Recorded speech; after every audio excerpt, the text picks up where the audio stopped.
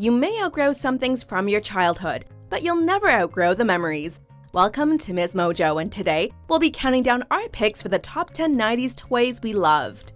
Before we begin, we publish new content every day, so be sure to subscribe to our channel and ring the bell to get notified about our latest videos. For this list, we're looking at the cherished childhood toys that define the 90s. If something debuted much earlier and simply experienced a resurgence in the popularity during the 90s, like the Etch-a-Sketch or Skip It, it will not be considered. However, if it was first mass-produced in the decade or hit its peak then, despite having been created a little bit earlier, it is still eligible. Number 10. Glitter wands. Sometimes the simplest of items can give children the greatest thrills. Kids have seemingly been playing with sticks forever, and why not? They're a versatile, free plaything that can be found in any backyard or park. In the 90s, however, some wise toy makers saw the potential to elevate the classic stick with some visual flair, and in doing so, created a must-have item, the glitter wand. A hollow tube of plastic filled with liquid and various types of glitter. This inexpensive toy wand gave our imagination a creative leg up when casting magic spells. If you needed a sword, a wooden stick was perfectly fine. For wands, however, it had to be one of these. Number 9. Polly Pocket.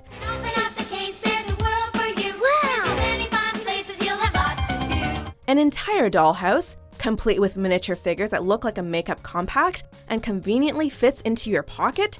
Yes, please. Polly Pocket hit stores just before the 90s took off and continued to deliver the goods for the entire decade and beyond. With a full-size dollhouse, due to spatial limitations, you could really only reasonably have one or at most two in your home, unless you lived in some sort of mansion or had a massive dedicated toy room.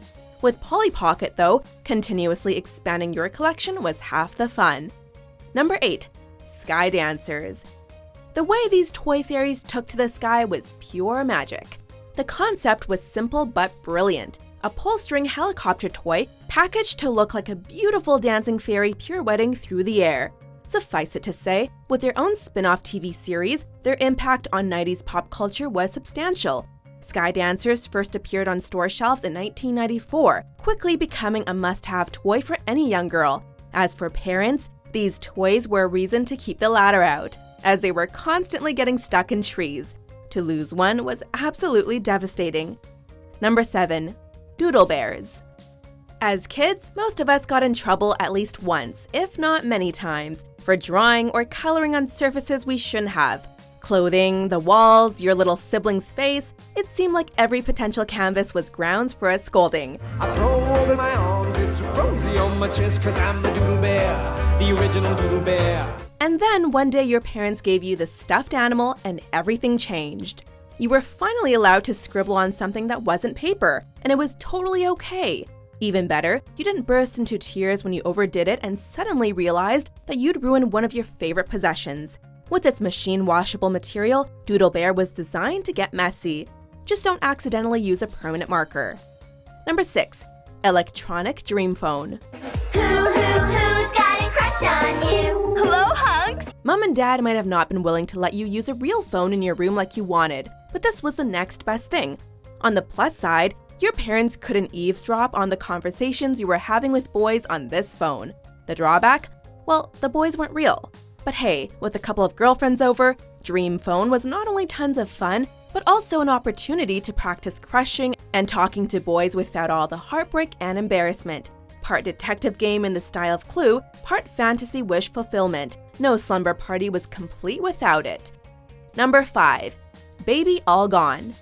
Why is it that so many of us as kids felt compelled to play the role of caretaker to dolls when we ourselves were still incapable of most basic life skills?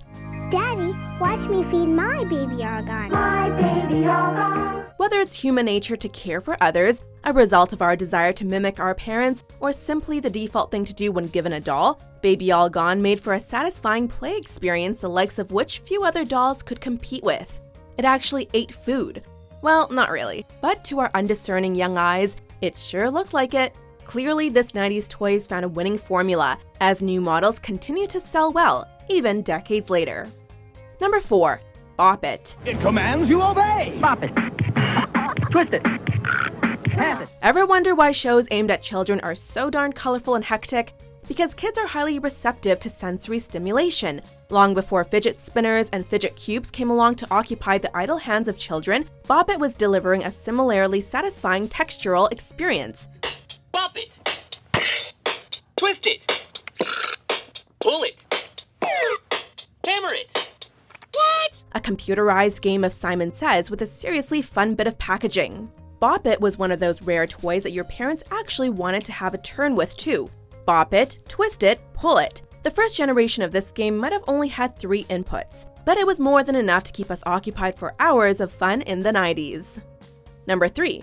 Furby. The more you play, the more they do. When you were little, you wanted a puppy more than anything. At least that's what you thought you wanted, until you finally got a puppy the same year that Furby came out. In 1998, the year of its release, Furby felt like the most futuristic toy on the market. It was a robotic stuffed animal that was as impressive as it was adorable. Furthermore, unlike your puppy, Furby never needed walks and didn't have accidents. Oh, it also appeared to develop English language skills long before your puppy learned to sit on command. Grandpa. Me, freaking. He's a wise guy. Hubba. If you thought Furby was the greatest toy ever, you weren't alone. It sold 40 million units in the first 3 years. Number 2. Beanie Babies. Commercially produced and sold stuffed animals have been on the market since the late 19th century.